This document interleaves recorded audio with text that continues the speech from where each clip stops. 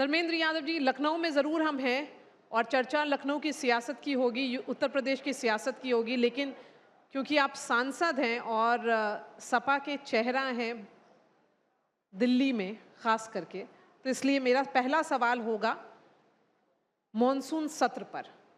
आज एक खबर आई कि एनसीपी शरद पवार गुट अब डीलिमिटेशन बिल को सपोर्ट करेगा।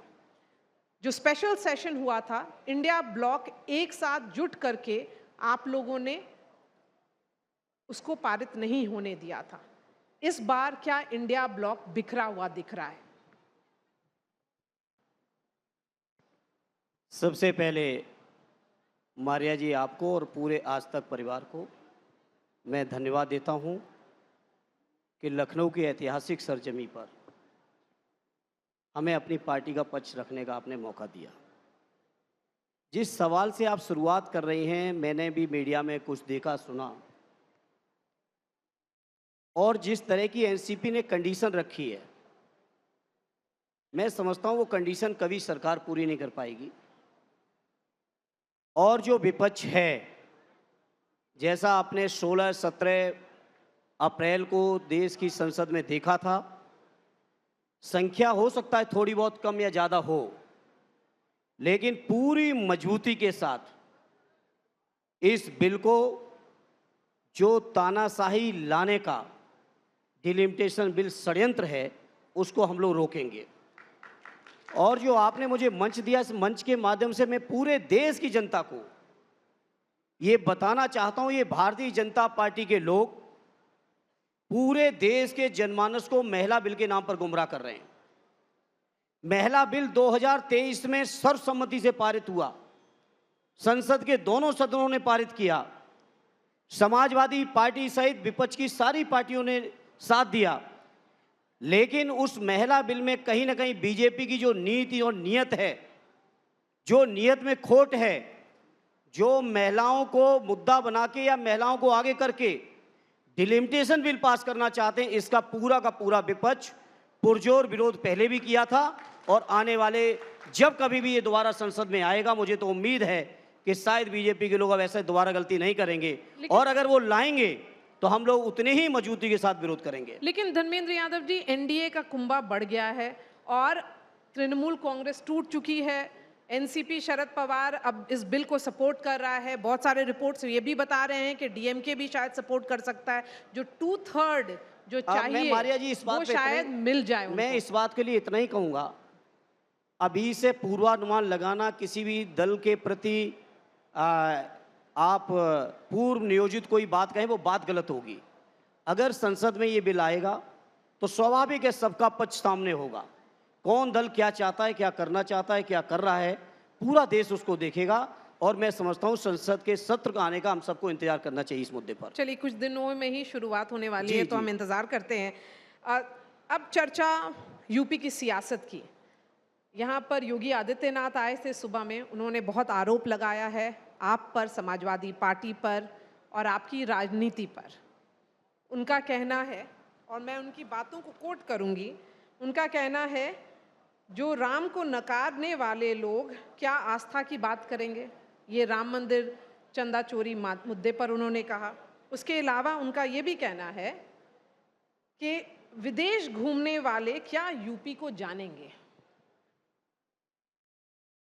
अगर हमारे नेता आदरणीय अखिलेश यादव जी के विदेश घूमने पर उत्तर प्रदेश के मुख्यमंत्री जी को इतनी आपत्ति है, तो मैं उन मुख्यमंत्री जी से पूछना चाहता हूं। हालांकि मारिया जी, आप लोगों को शायद मौका सवाल का नहीं दिया था, केवल भाषण दे के चले गए थे, क्योंकि हमने क्रॉस डिस्कशन होते नहीं देखा, भाषण सुनते जरूर देखा है। लेकिन मैं उन्हीं मुख्यमंत्री से आपके माध्यम से सवाल करता हूं, अगर हमारे नेता कुछ जाते हैं विदेश में, कुछ आइडिया लाते हैं तो अच्छी बात है, लेकिन हमारे नेता से कम 20 गुना ज्यादा देश के प्रधानमंत्री विदेश में रहते हैं, क्या उनके बारे में वो यही राय रखते हैं? लेकिन ये सवाल हो सकता है आज तक से आप ना पूछ पाए या मीडिया के लोग ना पूछ पाए, लेकिन हम समाजवादियों को चिंता नहीं है। अगर वो हमारे नेता पर आरोप विदेश यात्रा पे लगाते हैं तो स्पष्ट जवाब दें, क्या ये आरोप वो अपने प्रधानमंत्री पे लगा रहे हैं या नहीं लगा रहे हैं। ये क्या बात होती है, ड्यूल पॉलिसी चलाएंगे? हमारे नेता अगर विदेश में कुछ अच्छी योजनाएं, आज उत्तर प्रदेश के अंदर जो डायल 100 स्कीम देख रहे हैं, जिसको 102 में बदलने का तबलीग किया है। ये न्यूयॉर्क की पुलिसिंग थी, सिंगापुर की पुलिसिंग थी, जिसको पूरे उत्तर प्रदेश के पैमाने पर उतार के दिखाया हमारे नेता आदरणीय अखिलेश यादव जी ने। जब कोविड आया नहीं था, कोई कल्पना की नहीं की थी किसी ने कि कोविड जैसी बीमारी आएगी 2019 में, और हमारे नेता आदरणीय अखिलेश यादव जी 2012 में मुख्यमंत्री बनते हैं और 12 से ही लैपटॉप बांटना शुरू किया और 17 तक लगातार बांटे, जो कोविड में मैं समझता हूँ बच्चों की ऑनलाइन क्लास के सबसे ज़्यादा काम आए तो वो काम आए। हमारे नेता की दृष्टि बहुत आगे चलती, वो चाहते हैं उत्तर प्रदेश देश का ही नहीं दुनिया का सबसे विकसित प्रांत बने। ये हमारे नेता की सोच है। हमारे नेता कभी भी बेवजह की रूढ़िवादिता में नहीं फंसाते।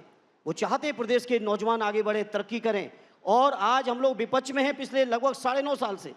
जो भी उत्तर प्रदेश का नौजवान, बच्चा, शिक्षक, छात्र या किसी भी क्षेत्र में अगर कोई बेहतर काम करता है तो विपक्ष में रहने के बावजूद अपने पार्टी के कोष से उस व्यक्ति का, उस छात्र का, उस नौजवान का मनोबल बढ़ाने के लिए प्रोत्साहित करते हैं, जो ये केंद्र और उत्तर प्रदेश सरकार का बजट लेके नहीं कर सकते।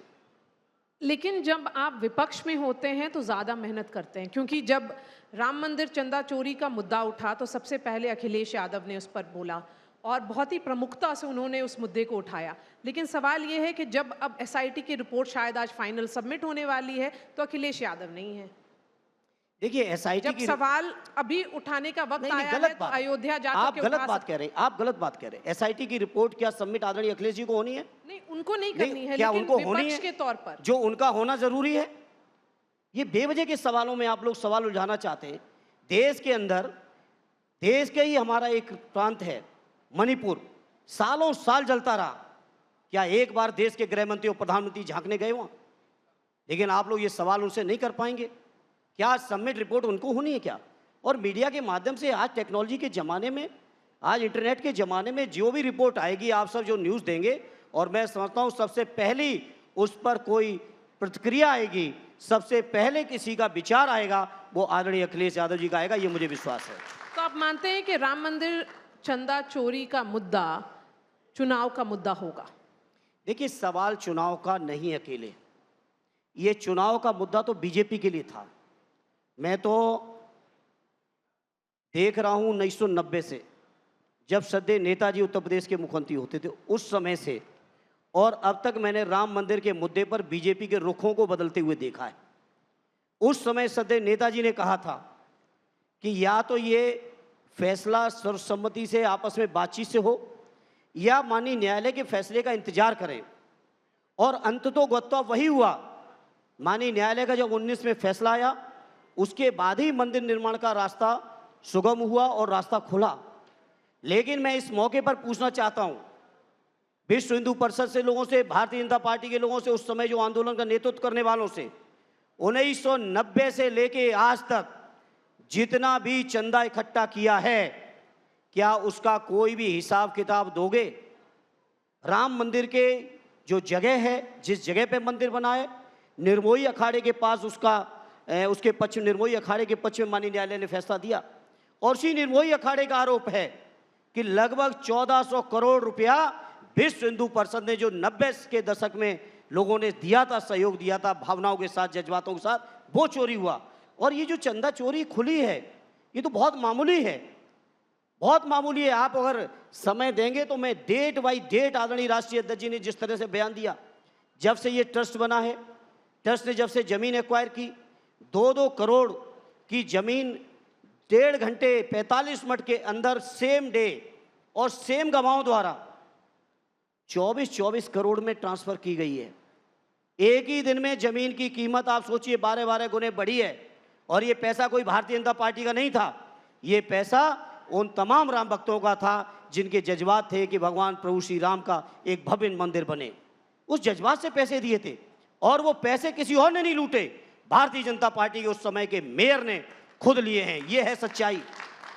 वहाँ के मंत्री विधायकों ने लूट की है, ये है सच्चाई। और जब से ये चंदा चोरी का मामला उठा, मैं समझता हूँ पूरे देश ही नहीं, दुनिया में जहाँ जहाँ भी सनातनी लोग हैं, सबके मैं समझता हूँ जज्बातों पर कुठाराघात हुआ है। भगवान प्रभु श्री राम जिनके बारे में सुनता हूँ, जिनके बारे में हमारे नेता डॉक्टर राम मनोहर लोहिया जी ने कहा था कि अगर मुझे जीवन में कुछ देना है तो भगवान प्रभु श्री राम की मर्यादा देने का काम करना। ऐसे भगवान प्रभु श्री राम के नाम पर इतना चंदा चोरी की है। मैं समझता हूं भगवान प्रभु श्री राम इतनी बड़ी सजा देंगे भाजपा के लोगों को, शायद इस बात की इन्होंने कल्पना भी नहीं की होगी।